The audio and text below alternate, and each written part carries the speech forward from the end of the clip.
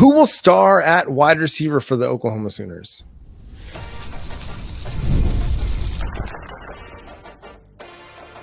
You are Locked On Sooners, your daily podcast on the Oklahoma Sooners. Part of the Locked On Podcast Network, your team every day.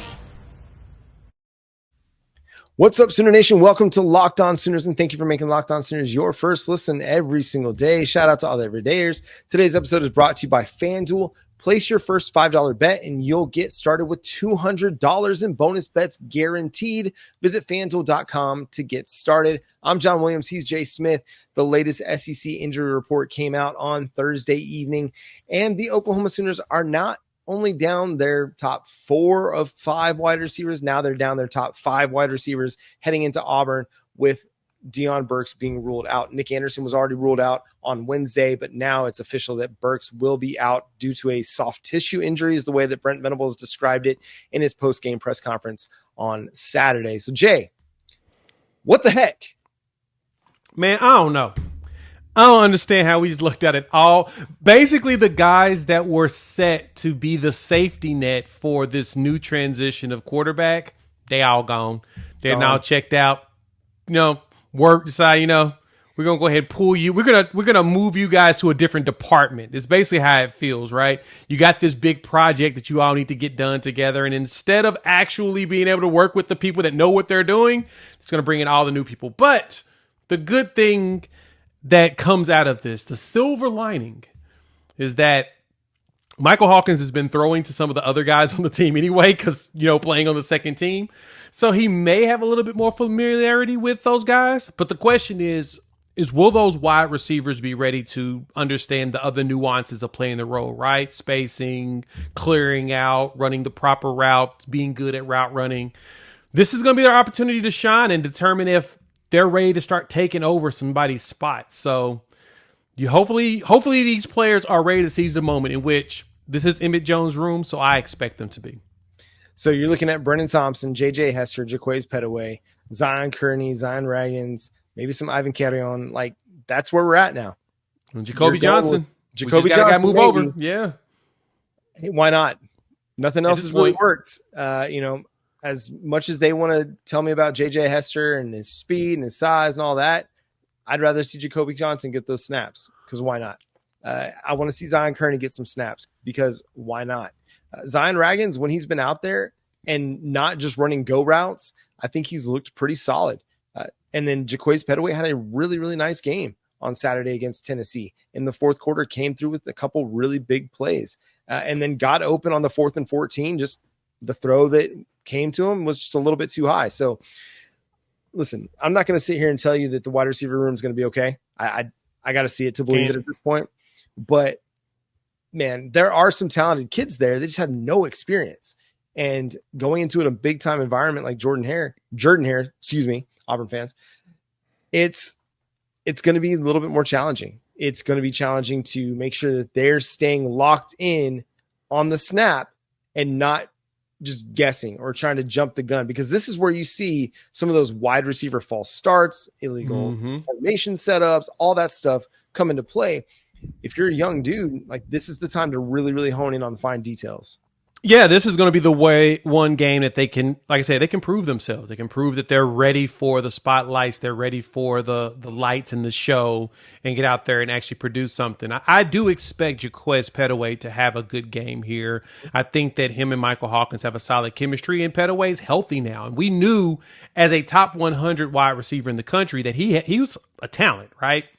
We knew that he was good, and we expected him to be able to come in and show up and show out.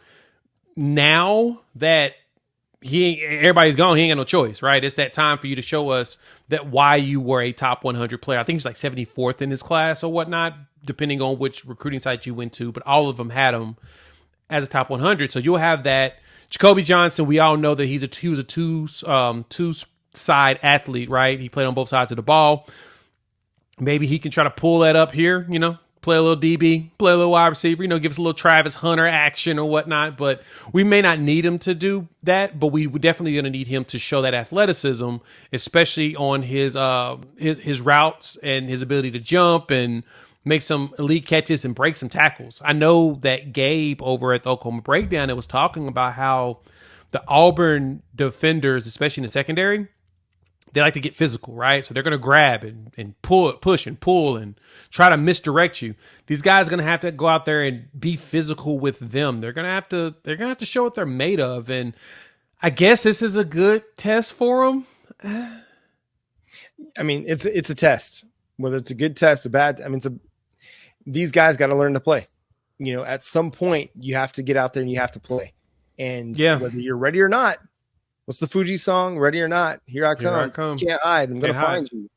So your opportunity is here. You can't run from it. You can't hide from it. It found you. Now you have to go do something with it. This is the time for you to take an opportunity and run with it. Like Jaquays Pettaway has a great opportunity right now to seize a significant role on this team with Deion Burks being out. They were 1 and 2 on the slot wide receiver depth chart. Well, at some point, Deion Burks is going to be back and healthy, hopefully. Fingers crossed. So what does that do with Jaquays Pettaway? Well, they're not, if he goes out and he balls out, they're not going to just sit him on the 2 deep at slot. No, they'll figure out a way to get both those guys on the field. So again, a big opportunity for him to see an increased role. And when he's been on the field and he's gotten some targets, he's been productive. So go build on what you did last week against Tennessee. And then for the younger guys like Zion Ragan, Zion Kearney, Ivan Carrion, like you're going to get snaps in this game. It's time to grow up. Yeah, produce. Grow up and go be productive. So there's a lot that is kind of riding on this for them and their opportunities, because then you go into the bye week. Maybe you have a chance to get some guys a little bit healthier going into the Texas week. But hey, now's the time to build your statue with Oklahoma football. If there is some good news, though, Jay, the offensive line might be healthier than it's been all season. Yes. That's the one thing I noticed. I was going to say, like, I was looking through this and I was like, there's 2 names I don't see on this list. That's Troy Everett and Branson Hickman. Oh, my goodness. Hallelujah. I guess when we did our prayer circle, we forgot to include the wide receivers in there. We just did offensive linemen. Yeah. Hey, can y'all get like that Sage or whatever y'all be doing and try to get something going for the wide receiver room now? Because it'd be nice to have all of them back post bye week. Yeah. Because, that'd be good to have a lot of those players back. But no, it's really good to see that the line is getting healthy, right? Of course, seeing Gary Hatchen have to have a shoulder surgery is definitely no bueno. But Jake Taylor's moved down into the probables, which means he's most likely going to play. So if you get Jake Taylor back, you got Jacob Sexton, you got Troy Everett ready to play backup, you got Ozeta that's going to probably be getting some time as well. Hickman, Waywu. I'm here for it. Tarkin's going to get in there. I need this.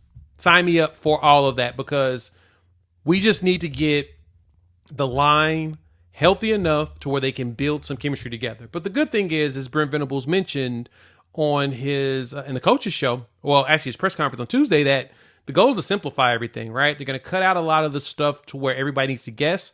No, they're going to tell you what to do. Basically, John, what we said they should have done 3 weeks ago. They're going to just tell them what they need to do. This is your option. You're only going to run or you're going to pass. We're not going to give you choices. Only choices that Michael Hawkins will be having is doing his progressions, which he's really good at doing. I think that's going to be very helpful to have some, security in the at the offensive line, and let them try to build some cohesion and be able to, just go out there and hit somebody. Time to muscle up.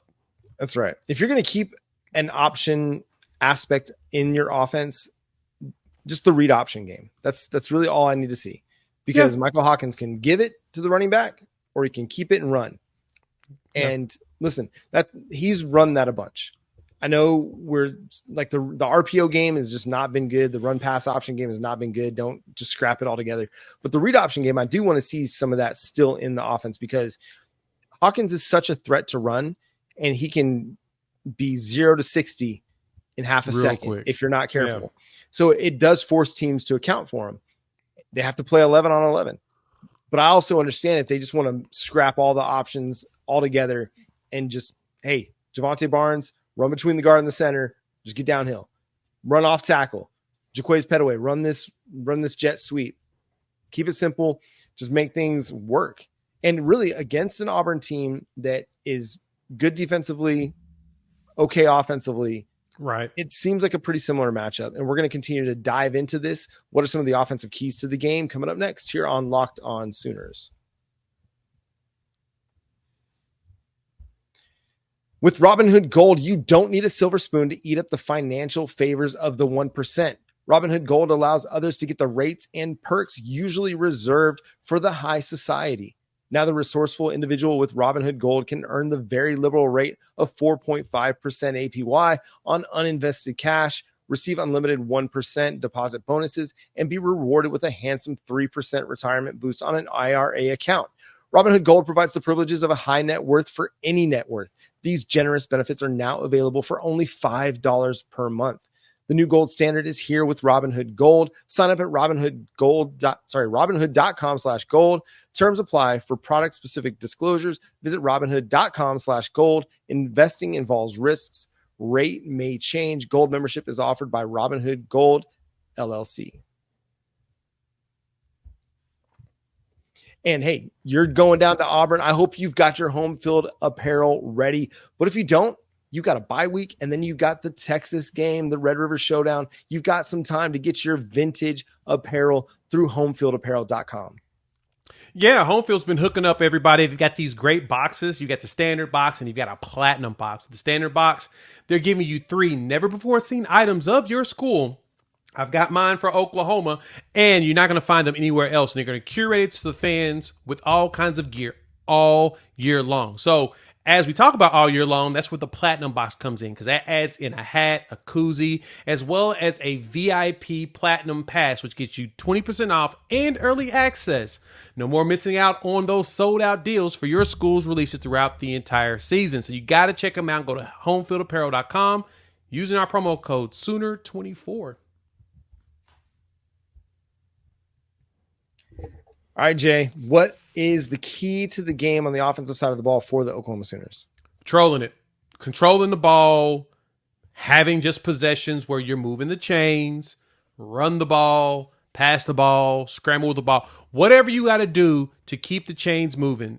The storm is coming through, like the hurricane, if I'm correct, it's now like a category 4. And so there's going to be a lot of just rainfall going through that area, through Auburn, Alabama. With that being the case, the run game is going to be critical. Just pounding it downhill the entire time and taking care of it. That's going to be the other thing. Michael Hawkins, being a freshman, they're going to try their hardest to make things as difficult as possible, John. To me, the question I ask after that is, after you say your keys, which wide receivers do you think are the most critical to step up in this game? I mean, Jaquays. Again, I think, seeing Zion Reagans take a step. I mean, again, he's gotten a lot of snaps. He's gotten a lot of opportunities to be on the field. Now he's got to take a step and be a productive member of the offense. I think this is a great opportunity to feature, a guy like Zion Kearney a little bit more. Because, again, he brings some size, some good athleticism, some good speed. He can make people miss in the open field. Get him involved, get him out there on the field. But I also think it's a good opportunity to go to a guy like Jake Roberts, get him back involved in the passing offense. If you want to run more 2 tight end sets, that's a great way to get some more veteran presence on the field as you're trying to work through your true freshman quarterback being out there. And again, it can give him some easy button throws, some 6-7 yard curls, just some stuff out to the flats that make it a little bit easier for Michael Hawkins. If there's going to be a lot of rain, you don't want to be trying to challenge things downfield. So you're going to need to use some misdirection, some play action, get guys kind of open in the flat, open over the short area, middle of the field, and make some easy options for Michael Hawkins to complete some passes. So that'd be for me. Is there a guy that you're looking at thinking we got to have this guy step up this week? To be honest, mentioning Jake Roberts, Bauer, Sharp, and honestly, we need to get a third tight end out there. We probably need to play a lot more tight ends. Heck, I like to see Caden Helms get out there and just, go into the slot and just have a big lineup. You could put Jacoby Johnson, Ivan Carrion out there. Now you got 6'6", 6'5", 6'4"-ish, 6'2", and keep a big wide receiver room, and then bring in the other guys. Bring in Brennan, bring in Rajan, bring in Petaway, your 5'10" and down guys, and have them just go straight verticals or whatnot. You're going to have to mix it up. If anything, there's going to have to be some creativity while also being some blandness to the offense. We're still breaking in a freshman quarterback. It is not going to be fun. So Sooner fans, I hope you all are patient and just understand that This is 2009 all over again. This is exactly what this feels like, right? I put out a video talking about that. I mean, that was the year that Sam Bradford got hurt against BYU. Jermaine Gresham got hurt at tight end, so you lost him most of the year. Heck, your All-American tackle in Trent Williams was playing center in the Sun Bowl because you didn't have enough offensive linemen, right? You got a tight end that's moved to tackle. Everything you could name bad happened in 2009. So we're basically reliving that for the first time in what's this, like 16 years, 15 years? We just got to accept that we're just like everybody else. We are human, and we're unfortunately going to have a year where injuries is going to kick our butt. It sucks, but it does happen. Yeah, you can't account for it. You can't plan on it. I mean, Oklahoma was as prepared as you could possibly be at wide receiver for the injuries, for an injury or two. I've never seen this happen before. I've never seen four. This not in any sport, at any position group in football. No, it's bananas. Seen your top 5 wide receivers all go down. It's ridiculous. Absolutely. Like Texas losing 3 running backs. You could still get pretty productive with your 4th running back because so much of playing running back is the same. It doesn't change from the high school to the college level as much. But for wide receiver, there's a big, big difference in the size and physicality you deal with on the outside. What else does Oklahoma need to figure out and need to do in this game? I think if they could use more misdirection, more play action, get Michael Hawkins out in the bootleg game, get him out in space with the sprint stuff, let him use his legs. He's good in the pocket. He does a really good job at finding room in the pocket to step up and throw, but let him use his legs. Get him out in space. Yeah, I like the idea around the play action as well as letting him do the bootleg. That makes sense because, like you said, let him use his legs, let him get his scrambles in, let him get a couple yards here and there. Heck, if you want to, get the man 100 yards rushing from him being able to drop back, look fast, look boom, boom, and then just take off, right? They're going to have somebody spy him, and that's what you want. You get them to spy, then that leaves up an open receiver or eliminates the ability to double team somebody. On top of that, honestly, I don't want misdirection. I want the offensive line to just go ahead and just muscle up and push people around. Show everybody what you were doing with Schmitty and start pushing people around. We've done this before. Do it now. That's going to be critical because that's what Auburn's going to go after, right? We always hear about the grind of the SEC and how tough it is to go up against everybody. Well, we need to go in there and just start muscling people. And I am totally down for everybody to just toughen up and just push them off. If you can push them off, make just enough space so Javonte Barnes or Gavin Sawchuk can outrun somebody on the outside, that will be super helpful for this game because then at that point, they're going to have to respect both the pass and the run as well as Hawkins' ability to scramble. Then we'll be cooking with something. Yeah, I just want to see Seth Luttrell do something to get Michael Hawkins in a rhythm early. Kind of like what he did, what was it, the Tulane game maybe, where it just seemed like they were making a concerted effort to use the short passing game, get Jackson Arnold comfortable, confident, and then they kind of opened some things out in the running game with Arnold later in that affair. So I'd like to see them do that. Just give him some quick, easy throws, let him get settled in, let him get his feet underneath him, and then just go from there, and then just see what he's got, see what he's going to be able to do. We're not going to be able to make some grand proclamations about Michael Hawkins out of this game unless he just absolutely goes and balls out. Then you'll know you got the truth. But it would not surprise me at all to see some freshman struggles. And I don't think that that's going to be indicative of the type of player or the future that he has with Oklahoma if he goes out there and it's like completes 55% of his passes for $150 and runs for 50 and maybe has a touchdown. I don't think we'll be able to have some big grand takeaways again, unless he goes and balls out. Then you're like, okay, we got him. Never mind. Yeah. Which I think, there's an opportunity for it, right? I think that Auburn has a solid defense. I don't think it's great. I think it's good, not great. And then I think that we have a great defense, right? I think our defense is exactly where on the pace that we were hoping for. And I think this is an opportunity for them, in which we'll talk about in a minute. But if anything, we just need we need a competent offense that controls enough of the clock to where when our defense is out there, they're not going to be gassed, because we're going to lean on them heavy like we're going to this entire season, as I've been saying over and over. How about some triple option? Hey, I ain't mad at it. Yeah. Right? I wouldn't be mad at that. Put who gonna put at fullback? Oh, you can put Caleb Hicks out there. Actually, run some 2-back sets. I'm down for it. Give him some 2-back sets. Put a Megwa out there. Let him see if he's feeling the muscles and run down somebody's throat.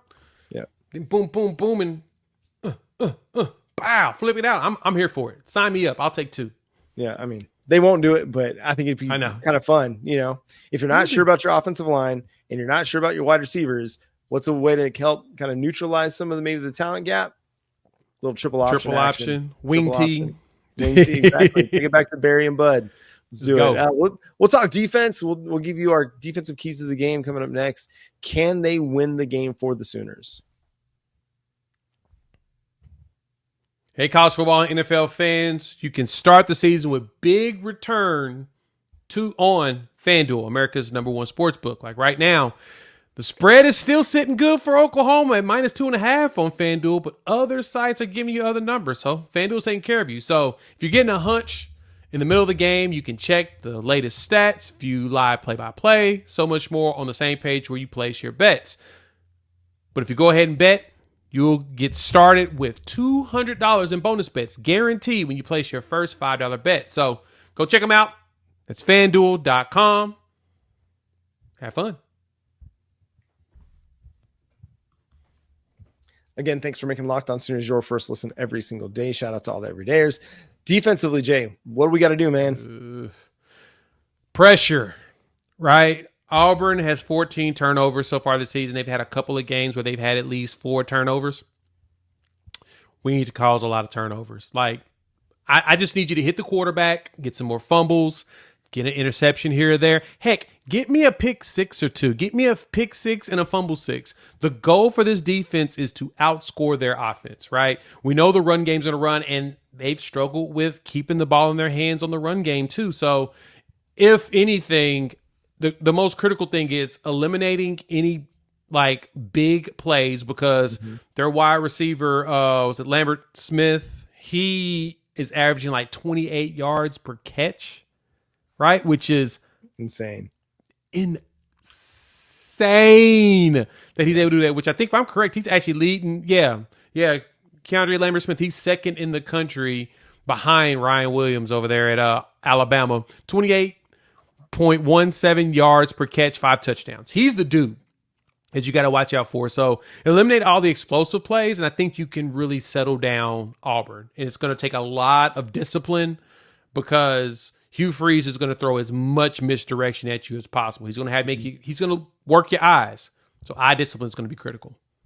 Yeah, and they've seen some of that this season, with the Houston game, but the Oklahoma defense rose to the occasion, held the Cougars in check for the most part. And so, yeah, it's going to be one of those, again, another team defensive effort. I think this is an opportunity, though, where they can not have to stack the box. They can play a little bit more too high and not get beat over the top. But I think, you're going to see more aggressive Brent Venables as well. He's not going to lay back. And Zach Alley's not going to lay back either. I think we'll see another big game from Robert Spears-Jennings because, again, an ascending player. I think we'll see Danny Stutzman return to his close to double-digit tackles. I think Auburn probably tries to take the ball out of the quarterback's hands a little bit more, tries to run the ball against Oklahoma's defense, see if they can get some big plays in the run game or at least create 3-4 yards a pop, and then go from there in the passing game. But if Oklahoma's defense is able to do like they've done all season long and slow down the run game, they'll be fine. They'll be just fine because I get that Tennessee was able to hit them for some big plays last week. I think they'll improve upon that. They'll be better than what they were last week. And if they can limit the big play, they can slow the run game down. It's going to play right into what Oklahoma wants to do, and that's get after the passer with the blitz, and then be able to play some coverage, mix up their zone and their zone blitzes and what they want to do defensively. I think so much of this is going to be won along the line of scrimmage, and Oklahoma's got a really, really good defensive line. I agree. It's going to be as much pressure you can put on Peyton Thorne as well as Hank Brown this entire game. What's going to change everything. Remember, Auburn has fumbled the ball 10 times this season. They've lost 6 of them, and they've also got 8 interceptions, right? So they've kind of been very generous with giving the ball away. No shade to Auburn fans, but that's just the facts there. And I know that's the thing that's been concerning all the fans I've talked to so far. They're worried about Oklahoma continuing their streak of causing turnovers happening in this game. And that's going to be the thing, right? You know, I always talk about, you know, turnovers is a luck stat, but at the same time, there's some scheme to it, right? You set up your luck when it comes to turnovers, and the way that this team is playing and with this hair on fire, as fast as they are and as hard as they're hitting, we're going to see a lot of that. They're going to go out there and they're going to force as many turnovers as possible because they understand that they've got to compensate a little bit for the offense while we try to get this young quarterback up and running. Yeah, Kendre Walker's been close in the last few weeks. He's had, like last week, I think he had 2 or 3 opportunities. The week before, he had a couple opportunities to get an interception. Maybe this is the week that he cashes in on one. Billy Bowman, I feel like, is due for one. You know, Robert Spears-Jennings has been a turnover machine. R. Mason Thomas, you know, he's been doing really, really well with the pass rush. Can we get more interior pass rush from a Dominic Williams, Grayson Halton? Can they win up front like that? Auburn may be without their right tackle, which plays into Oklahoma's hands a little bit too, because they can rush the passer off the right side and maybe create some pressure on Peyton Thorne, get in his face quick and make him throw the ball into some dangerous areas. Jay, do you have a good feel for how this game is going to go? I think it's going to be an extremely ugly game based upon the weather and just all of the badness that's happened to both teams. It's going to be an ugly game. And if I was to give you a total, I'm thinking it's going to be take the under. That's basically what I'm going to tell you now. Take the under. Take whatever it is. I don't care what the number is. Go under. If you tell me the under is set, the total is set at 20, take the under. If it's set at 15, take the under twice. Because I just don't feel like, John, it's going to be that many points really scored in this game like we think. Now, Michael Hawkins could shock the mess out of us because technically Auburn doesn't have much film on him. He can go out there and show us up and decide that he's going to score, 6 touchdowns. We can be like, oh, okay, well, didn't expect that, but I don't see it. I'll believe that when I see it. So me personally, I'm just saying take the under. It's going to be a low-scoring game. It's going to be ugly. Depending on how the field looks, it's going to determine a lot, but I think it's going to be an ugly, low-scoring game. Yeah, I'm sitting at kind of 24-16 Oklahoma. I don't know if it's a special teams or defensive touchdown that gets them there, but I do think that they orchestrate enough offense to put some drives together. Now, no Tyler Keltner, so that's going to make the kicking operation a little bit interesting, but can Zach Schmidt step up now that he's needed to be your field goal kicker and go perform? That's just true. Guy. That's going to be a big element to this game. If there's one thing about this defense, I'll say I think their goal is to keep them under 10 points. Yeah. They can keep them in single digits or just keep them at 0. Then, this is going to be one of those. Yeah. Now, the key to making Auburn only have 0 points or 3 points or under 10 points is the offense has to just move the chains consistently. Yeah. Not a lot, just consistently. Keep that clock running. Honestly, also, John, I don't think there's going to be a lot of possessions in this game.